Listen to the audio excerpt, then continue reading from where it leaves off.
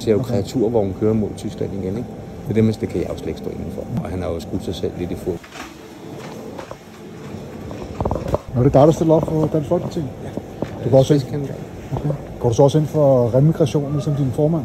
Nej, alle muslimer skal smides ud? Det gør jeg ikke. Det gør du ikke? Gå ind og læs, hvad han skriver. Han er blevet misfortolket, også i Weekendavisen. Nej, det er ikke. Han har lige sendt en mail ud til os, for jeg brokker mig. Så det kan jeg jo ikke stå inden for. Du står ikke inden for det? Nej, selvfølgelig gør jeg ikke. Det gør du ikke. Så du mener ikke, at alle muslimerne skal smides ud af Danmark? Nej, det mener han heller ikke. Okay, det er det, han siger faktisk. Nej, det er ikke det, han siger, at 400.000 de skal revurdere deres statsborgerskab.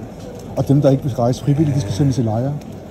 Nej, det er det, han siger. Nej, det er ikke helt det, han siger. Hvad siger han så? Han siger, at dem, der kun kommer for arbejde, så ikke arbejder mere, de skal rejse hjem igen. Flygtninge. Han siger også, at dem, der har fået statsborgerskab siden 2005, de skal revurdere deres statsborgerskab. Han er fejlciteret. Han er fejlciteret? Ja, han er fejlciteret. Han går meget hårdt på remigration hele tiden.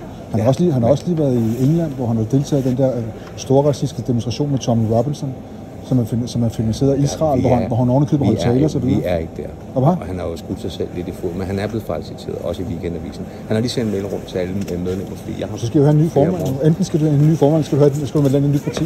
Jeg ser jo kreaturvognen køre mod Tyskland igen, ikke? Det kan jeg jo slet ikke stå indenfor. Hvorfor er du så medlem som parti? Hvorfor er du så medlem som parti? Hvor en formand, han går... Det er jo ikke den politik, vi har. Altså, han er blevet fejlciteret. Altså, alle de opslag, Morten Messerschmidt han laver på X, det handler om remigration, og det er angreb mod muslimer og islam. Og remigration, det må også greb over. Det er det da. Der er jeg. Men du bruger din formand? Ja, men der er jo klar, hvor mange muslimer vi har i partiet. Hvad? Vi har mange muslimer i partiet. Okay, det er jo fuldstændig...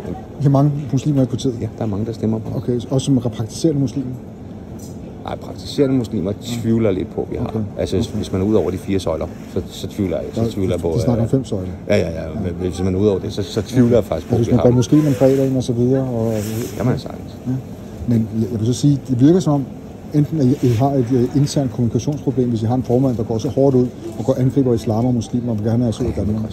Vi kan ikke være enige om alting. Og i gamle dage, der havde vi også folk i lederveste, vi fik smidt ud af partiet og sådan noget, ikke? Okay. Man må bare sige, den er på kanten, ikke? Okay. Men det kan være, at det virker som om, at du virker mere fornuftig end din formand. Måske skulle du overveje at skifte parti. Men jeg stiller også op til Folketinget. Okay, så du vil også stille op til som formand for Dansk Folkeparti måske? Nej, det er dem, der har flest penge, dem, der kan de største knive i ryggen, ikke? Det er jo dem, der bliver det. Sådan er det i Folketinget. Bare herude i kommunalbestyrelsen, men også kan jo ikke sætte lænker på børn i ghetto. Altså indvandrerbørn, så hvad er det for noget? Og så kommer sådan, hvis vi skal have 10 ting igennem, så skal vi komme med 40 ting.